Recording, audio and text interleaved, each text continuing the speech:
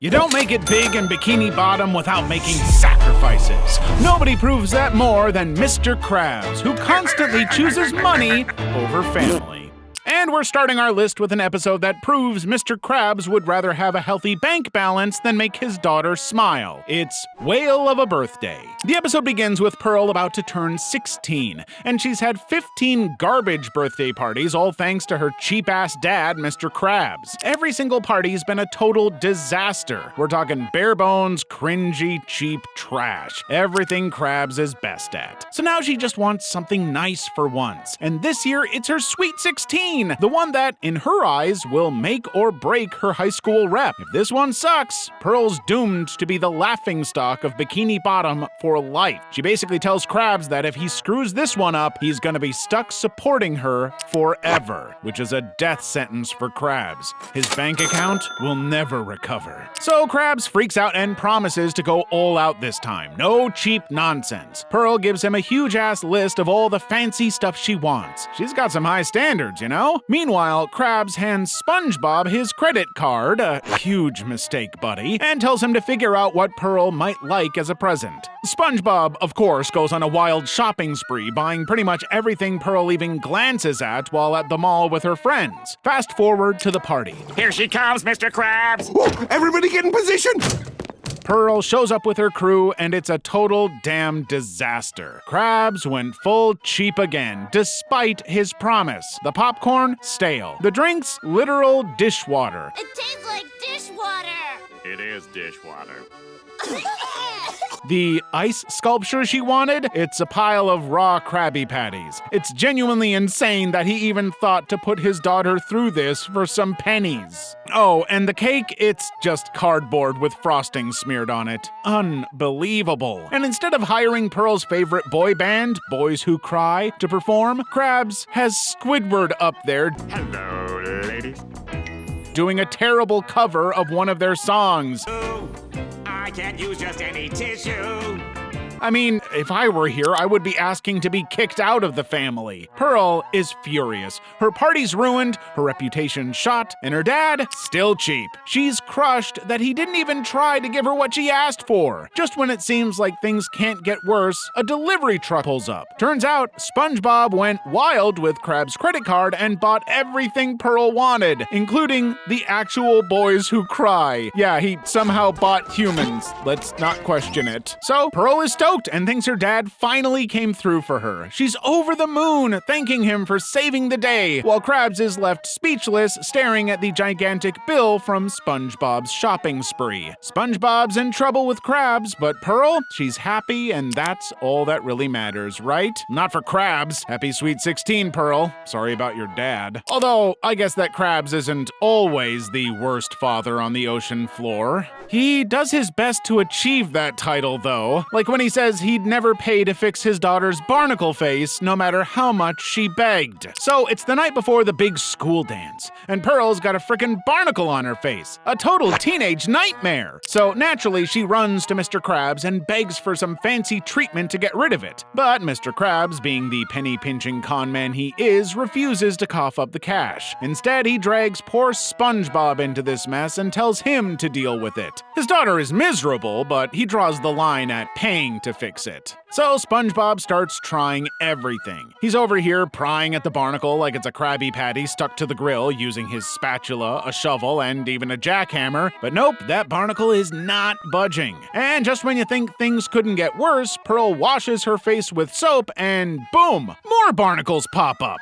She's absolutely losing it now, locks herself in the bathroom, and starts bawling her eyes out. Like this dance was supposed to be her big moment, and now she's barnacled up and hopeless. SpongeBob, though, is all about that optimism. He slathers a ton of facial cream on her, thinking he can cover the barnacle up. Only problem? Now her face is even more jacked up, like all lumpy and deformed. and the poor girl can't even talk. Pearl's at her wit's end and sends SpongeBob to the basement for more soap. SpongeBob finds Mr. Krabs down there making the damn soap out of leftover Krabby Patties. Yeah, you heard that right. Greasy leftover burger bits turned into soap. Pearl overhears this greasy revelation and absolutely loses her mind. She's been rubbing fast food grease all over her face. She screams at her dad for being so cheap and pretty much gives up on trying to fix her barnacle problem. He clearly doesn't care about her because she's not, a banknote. But SpongeBob, bless his optimistic little sponge heart, has an idea. Pearl wanted to sparkle at the dance, right? So he digs into Mr. Krabs' stash of precious jewels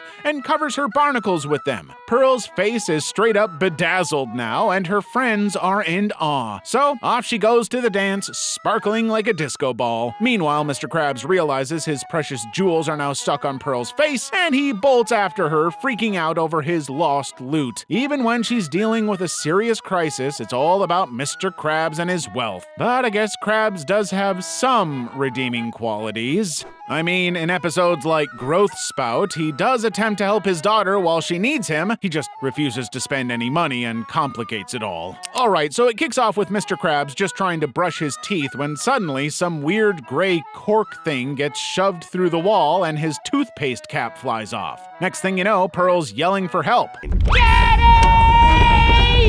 That sounded like my beloved teenage daughter, Pearl! I'm coming, princess! Mr. Krabs runs upstairs acting like a good parent for once, and holy hell, Pearl's blowing up like a balloon. She's having some insane growth spurt, and of course, she's starving. Dude grabs the entire fridge and hauls it upstairs, and Pearl just inhales the whole thing, but she's still hungry. So hungry that Pearl threatens to eat Mr. Krabs' precious money. I'll just have to eat this. No, wait! I'll think of something! Well, now she's really testing Krabs' parenting abilities. So what does Krabs do? He sneaks into Mrs. Puff's garden like a total criminal and starts stealing her peanut worms, thinking they're just peanuts. Of course, it turns out they're nasty worms that start puking all over him. Disgusting, but he totally deserves that. Mrs. Puff catches his sorry ass and knocks him clear out of her yard with a crowbar. Well, deserve that too. Still desperate, Mr. Krabs hits up Patrick's house for food. All he finds is Patrick passed out in a bowl of cereal, which he straight up steals. But even after Pearl downs Patrick's cereal, she's still hungry. And at no point in this episode has Krabs considered buying food,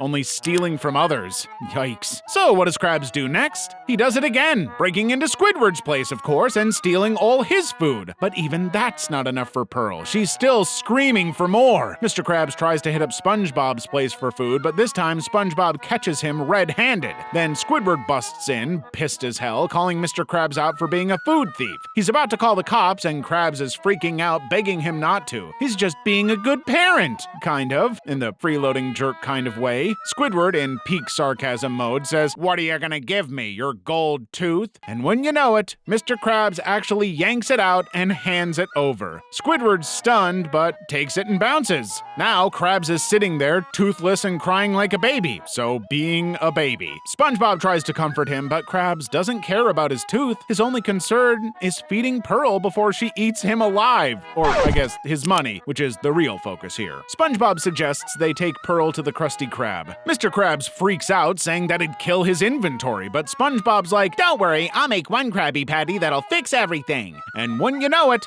SpongeBob whips up a magic Krabby Patty, feeds it to Pearl, and boom, she stops growing and finally feels full. When Mr. Krabs asks what the hell SpongeBob put in the patty, What was that secret ingredient you used in there anyways? he just says, "Love." Mr. Krabs laughs, then stops, realizing this weirdo was right. So it turns out that Krabs just never thought to love his daughter. Interesting. Which suggests that Krabs has never really loved his daughter before, which makes sense as she isn't a coin. But hey, at least she gets a birthday, kinda. In Squeaky Boots, Krabs once again overrules her wishes for an undeniable bargain on a piece piece of crap. Alright, so it's Pearl's birthday again, and Mr. Krabs, being the cheap jerk he is, tries to throw her a party without spending a dime. He really has a habit of doing this. He's pulling out all the stops. Well, the worst ones, of course. Obviously, the kids at the party aren't feeling it, and Pearl's already rolling her eyes at her dad's lame attempts to entertain. But Mr. Krabs thinks he's got this locked down with his big gift. Pearl's all excited, thinking she's getting those trendy flipper slippers that every kid has, but no, of course not. She opens the box and finds, get this, fishing boots. Some $2 bargain bin crap that Krabs got a great deal on. Pearl's mortified. She burst into tears so loud and intense the whole damn house shake. Now Mr. Krabs is stuck with these god-awful boots, wondering what to do with them. He can't scam Pearl twice with the same boots as much as he wants to.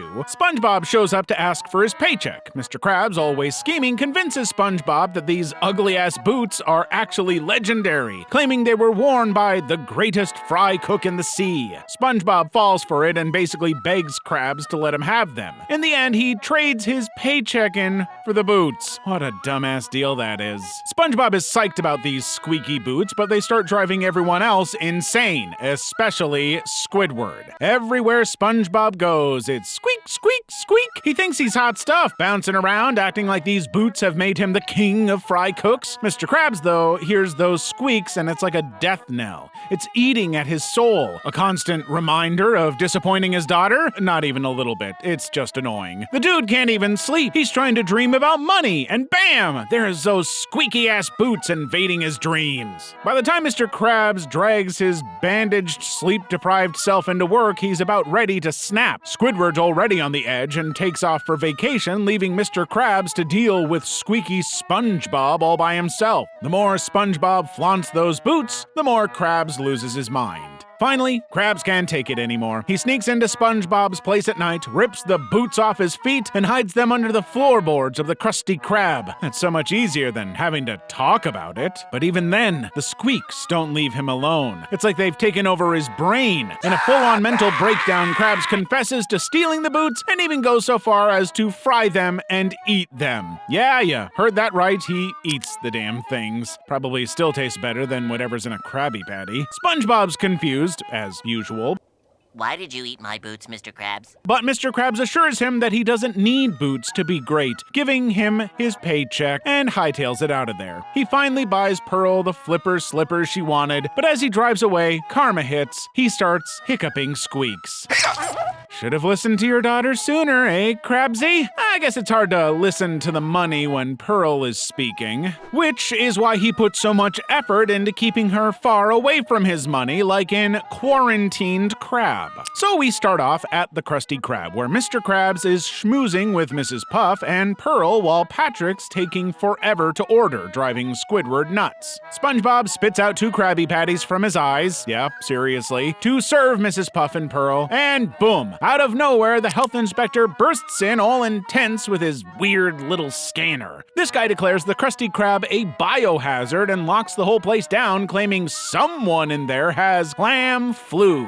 Krabs immediately becomes concerned about what this is going to do to business. Patrick asks what quarantine even means. What's a corna bean? And SpongeBob's like, it's a mandatory sleepover, duh. All invited! Sleepover, sleepover! But Squidward's not having it. He explains that it means they're all stuck with some sick bastard until everyone gets infected. Then Plankton, out of all people, pops out of a soda cup. He's been running some weird Operation Soda Jerk thing, tries to escape, but gets zapped by some hazmat fish. Everyone's staying put. Pearl's freaking out, complaining, but Mr. Krabs is like, back in the Navy, we just chucked the sick dude into the freezer. And everyone's like, did you ever let them out? Mr. Krabs gives the shadiest pause, then shrugs it off like, yeah, sure, eventually, probably. This guy's not inspiring confidence, and he may have killed a few guys. He asks if anyone feels sick, and no one speaks up, so he starts swinging tongs around to intimidate everyone. Squidward trips into a table, and a pepper shaker shoots up into SpongeBob's nose. He sneezes, and of course, everyone freaks out, assuming he's got the clam flu. SpongeBob's like, all right, I'll just lock myself in the freezer, guys.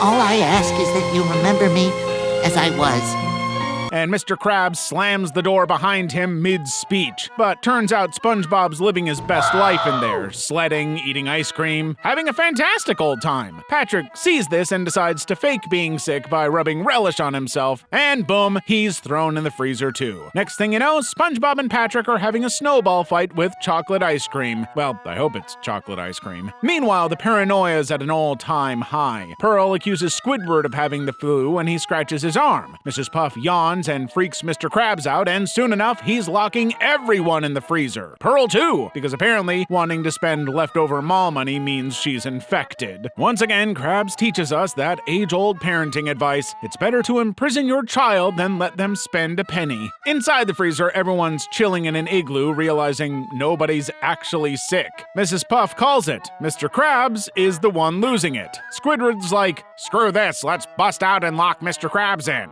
So they break out and it's chaos. Mr. Krabs shrinks down, hides under the grill, escapes through the grease trap. This crab's slippery as hell. I guess that's what they teach you in the Navy. Patrick, in his usual brilliance, shoves Squidward down the pipe, greases him up too. Pearl sneezes Krabs out of her blowhole but gets clogged herself. Patrick throws Krabs to Mrs. Puff and she just yeets him into the trash can covered in garbage. By the end of this whole mess, the health inspector comes back and gets this: he had his damn scanner upside down the whole time. Nobody had clam flu, but now, thanks to their wild quarantine brawl, everyone's actually sick with different diseases, and Mr. Krabs, this guy's got all 5. So he's now wealthy in infections as well as money. The health inspector freaks out and calls in an ultra-mega quarantine, and the Krusty Krab gets airlifted over to the chum bucket. And Plankton, he sneezes, revealing that he had the clam flu the whole time. I'll be honest, I forgot he was even in this episode. Unfortunately, that isn't the case when it comes to Krabs' questionable parenting. That's always there. Like when Krabs hires Pearl to run the Krusty Krab, only to realize he has to fire her just to save his own bank balance. This is bossy boots. So we're at the Krusty Krab, and Mr. Krabs calls a meeting telling SpongeBob and Squidward that Pearl, his daughter, is going to be working there for the summer. And not just working, she's bringing new ideas. Yeah, because what this place needs is a teenager running the show, right? Squidward's immediately upset. Dude's like, I'm not taking orders from some kid. SpongeBob, on the other hand, swears he's gonna stand his ground too, but the second Pearl walks in with her flashy uniform, SpongeBob's all, ooh, shiny, and totally folds. He has no spine. He's a sponge. Next thing you know, Pearl and SpongeBob are turning the Krusty Krab into the Cuddly Krab, some hipster cafe nightmare. There's no burgers, no grill, just he and salad. Who the hell goes to a burger joint for salad? What is Krabs thinking? Squidward's watching this disaster unfold and finally snaps. He quits right then and there, rips off his dumb new uniform, and storms out like, screw this, I'm done. This might actually be a time where Krabs should put the money first. Meanwhile, the Cuddly Krab is crawling with teenagers, and SpongeBob is tasked with making a salad, which, of course, he has no idea how to make. So he slaps together a Krabby Patty, and Pearl's like, no, dumbass, take off the bun and the patty. Poor SpongeBob is horrified when he finds out that the grill is gone. Gone! Entirely! Pearl's trashed the heart of the restaurant, and now SpongeBob is stuck in some humiliating mascot suit out front looking like a total loser. He finally decides to confront Mr. Krabs, thinking he'll be on board with stopping this madness.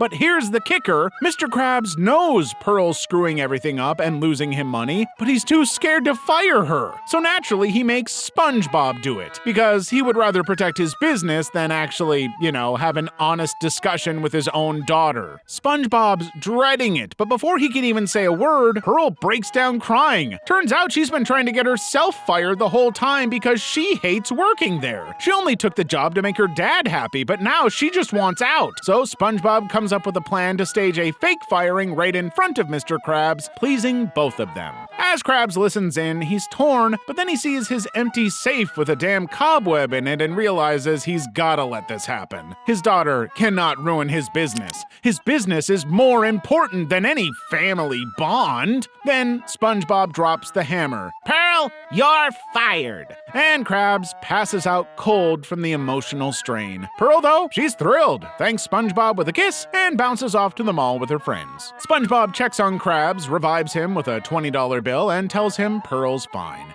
She's off doing better things. Mr. Krabs, still groaning about the lost cash, wonders how he's gonna make up for the money he blew on all the cuddly crab crap. Even now, he has nothing good to say about Pearl or her ideas. SpongeBob, the sucker, buys all of it, blows his year's salary, and clutters his house with it. Poor Gary's miserable, but hey, SpongeBob's happy. And what more do you need? Krabs is rich, SpongeBob is happy, everyone else is miserable. Everything is all well.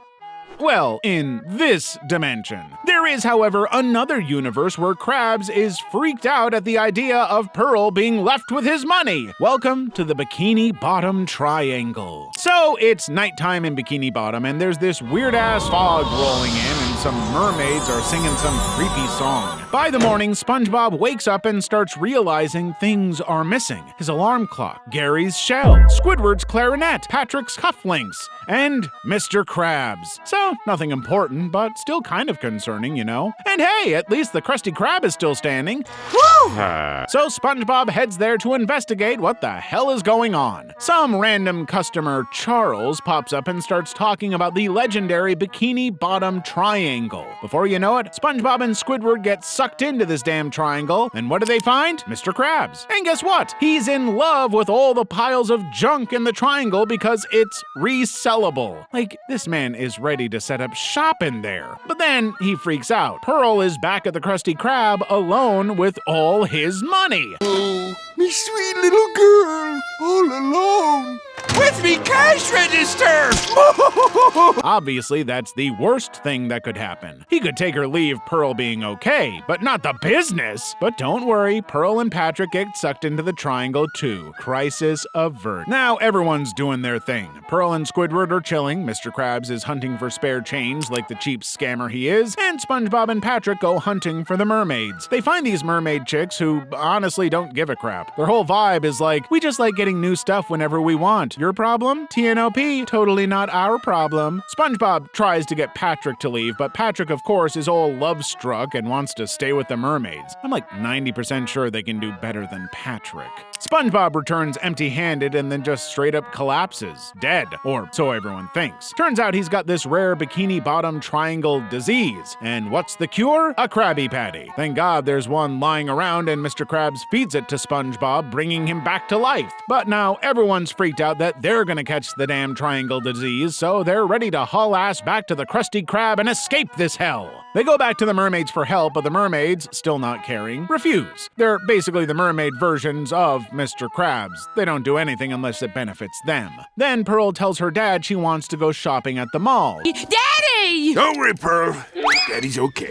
Can I go to the mall now? To indulge her go-to hobby of spending her father's fortune. The mermaids, curious as hell, are like, what the hell is a mall? Pearl explains, and now they're obsessed. Great, just what Krabs needs to hear. SpongeBob suddenly gets the idea that if the mermaids sing their song backward, it might reverse the whole triangle mess. The mermaids start singing backward, and sure enough, everyone gets sucked back to Bikini Bottom with all their stolen stuff. Problem solved. Everyone's happy, digging through their crap, and Mr. Krabs wants to know if Plankton tried to jack the formula again. Instead, he finds Charles, that random fish from earlier, flipping Krabby Patties like he owns the place. Turns out Charles caught Plankton trying to steal the formula and shoved him in a jar. Oh, and by the way, Charles was the one who made that life-saving Krabby Patty for SpongeBob. Another crisis averted, right? Patrick, meanwhile, finds his missing cufflinks, throws on his tux, and hops into a limo like he's fancy as hell, telling the driver, "Home, Reginald," as he speeds off into the distance. SpongeBob just yells after him, "You forgot your cummerbund!" I have absolutely no idea what any of that is about, which is apparently a pretty common state of mind in Bikini Bottom. Take the slumber party as an example, in which Krabs becomes so convinced his daughter is spending money and having boys over, he spies on her. Alright, so it starts with Pearl, hyped up for a slumber party, but Mr. Krabs can't help but stick his cheap-ass nose into everything as always. boys. Dude's just micromanaging the whole thing like it's a damn business meeting. He wants her to spend less money and just vibe with her friends, but that's no fun. Eventually, Pearl's like, screw this, and kicks him out of the house. So Mr. Krabs decides to crash at SpongeBob's place for the night. You want to stay here at my house? While there, SpongeBob throws on some movie about slumber parties where a bunch of girls invite their gangster boyfriends over to trash the place. This sends Mr. Krabs into a full freakout mode. He grabs a bat and straight up smashes SpongeBob's TV. This guy really has no respect for other people and their stuff, or their hobbies, in the case of his daughter's love of spending. He's like, "No way, Pearl's party's turning into that kind of disaster," and immediately sends SpongeBob on a sneaky mission to spy on Pearl and her friend, even though he told Pearl no boys allowed. Real solid parenting, right? Meanwhile, back at Pearl's house, some random sponge girl named Girly Teen Girl shows up, which is totally not a suspicious name. My name is, Girly Teen Girl. Uh-huh. But Pearl and her crew think she's SpongeBob in disguise, so they beat her ass until she runs home crying. Of course, it's not SpongeBob at all. Mr. Krabs and SpongeBob show up pretending to be pizza delivery guys, but the girls ain't buying it. SpongeBob's fake mustache falls off, and boom, he's busted. The girls catch him, turn him into a pizza, and send him back to Mr. Krabs, who even eats a slice of SpongeBob pizza like it's no big deal. Seriously, what the hell, Krabs? Is that like spongy cannibalism or something? SpongeBob's not giving up, though. He sneaks back in, this time pretending to be a piano repairman. One of the weirdest disguises, but okay. But the girls already know what's up and drop an actual piano on him, so dude's getting wrecked. He tries to convince Mr. Krabs that Pearl and her friends are fine, but Mr. Krabs is having none of it. He basically tells SpongeBob, "Spy again or you're fired." He needs to make sure they have no boys over, and more importantly, that nobody is spending money. SpongeBob tries to crash the party one more time, but things go sideways fast. He ends up absorbing all of Mr. Krabs' root beer, wrecking the house, and nearly killing Pearl and her friends. Mr. Krabs shows up, sees the destruction, and naturally blames Pearl for everything. Pearl loses it, calls him out for sending SpongeBob to spy on them, and tells him it's all his damn fault. And that means it's going to cost him.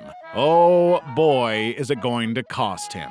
For punishment, Pearl makes Mr. Krabs cough up all his savings to throw a huge beach party at Goo Lagoon, where Mr. Krabs and SpongeBob aren't even allowed in. The episode wraps with SpongeBob offering Krabs a sad little cup of root beer to cheer him up. It doesn't. It's probably too expensive. Because everything is too expensive for a man who hates spending. Which might explain why he's so determined to go on a very, very affordable vacation with his daughter, whether she wants to or not. It's Mr. Krabs Takes a Vacation. Alright, so the episode kicks off with Mr. Krabs dragging everyone, SpongeBob, Patrick, Squidward, Sandy, and Pearl, into some boring-ass slideshow about his big vacation plan. A road trip to Bikini Bottom Mint. Yep, the Mint, the place where the money is made. Pearl's already unhappy, and trust me, it gets worse from here. Suddenly, we flash back to Squidward doing his thing at the Krusty Krab, but Mr. Krab pulls everyone into his office to announce he's taking either Squidward or SpongeBob on this nightmare of a road trip with him and Pearl. I have an announcement to make. As of tomorrow, I'm closing the Krusty Krab. Squidward, being smart for once, bails immediately. He's not getting dragged into this mess. So, of course, SpongeBob gets stuck going. Pearl's thrilled. Not. She's so done with this trip before it even starts, she literally smashes a suitcase on SpongeBob's head and tells him not to move until they're out of Bikini Bottom. Great start, right? Things can only get better. As they hit the road, Pearl spots Super Mega Mall World and gets excited thinking they're going there, but nope. Mr. Krabs keeps stringing her along, saying where they're headed is so much better. They zoom past Planet Roller Coaster, Pearl's losing it, thinking for sure they're stopping there. But once again, Mr. Krabs promises something even better. Meanwhile, SpongeBob's just in the back squirming because this dude really has to pee. Then they pull up to the Teenage Boy Museum, Pearl's dream. Except as soon as she walks up, bam! Wrecking ball to the face, the whole place gets demolished. Not today, kid. The boys will have to wait. Mr. Krabs tries to cover his tracks like, "We weren't going there anyway." Pearl's already done with this. She literally starts digging through the rubble, ignoring the fact that Mr. Krabs' real surprise is a tour of the Mint. Pearl's like, yeah, hard pass on that old man stuff. Inside the mint, Mr. Krabs is basically drooling over all the money while SpongeBob tries to survive this chaotic tour. They meet the guide, Bill, who's super fed up with his ironic job. Bill, working at a mint? Come on. Mr. Krabs loses his mind over the money shredding machine and starts crying everywhere. SpongeBob absorbs all his tears and shoots them out the wall, destroying the one thing Pearl actually cares about, an autographed picture she found in the rubble. Man, she just cannot catch a break. Krabs has literally prioritized money over his daughter on the trip and still can't give her one thing. Then, plot twist, bank robbers. SpongeBob and Mr. Krabs somehow stop them and get rewarded with these fancy $1 bills with their faces on them. But Mr. Krabs, being the cheap dude he is, snatches SpongeBob's bill, saying he still hasn't charged him for bringing him along. Pearl, still mad, swoops in and takes both bills, saying Krabs owes her for the trash trip. I'll say. She gives the bills to her friend to pay her back for some shoes. Yep, Mr. Krabs' credit card's maxed out. Bet he didn't even know about that one, but that'll teach him. Krabs is bawling again, flooding the mint. He hasn't even realized that he'll be footing the bill for the damage his tears caused to the coins. We're gonna end our list with Crabborg, which highlights just how much Krabs loves his daughter, showing where her gifts come from. So SpongeBob and Gary are chilling one night watching this freaky-ass robot movie called Night of the Robot, and Gary's like, bro, you're gonna lose your mind over this, you always do. And of course, SpongeBob's all, nah, I'm cool, I don't get scared.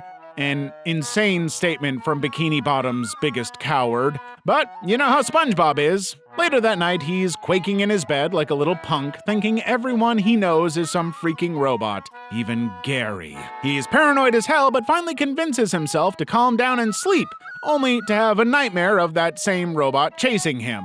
Next day, SpongeBob is at the Krusty Krab, and this dude is losing it. He's side-eyeing everyone, convinced the robots are everywhere. Meanwhile, Mr. Krabs is in his office, vibing to some jam called Electric Zoo on his radio, dancing like an absolute buffoon. SpongeBob walks by and hears Mr. Krab talking some robot language into the phone, and suddenly, he's sure of it. Krabs is a freaking robot imposter! SpongeBob tries to tell Squidward, but Squidward couldn't care less, so SpongeBob sets out to prove it once and for all. First test, humor. Squidward tells Mr. Krabs a joke. Why couldn't the 11-year-old get into the pirate movie? Why? It was rated R. Krabs doesn't laugh.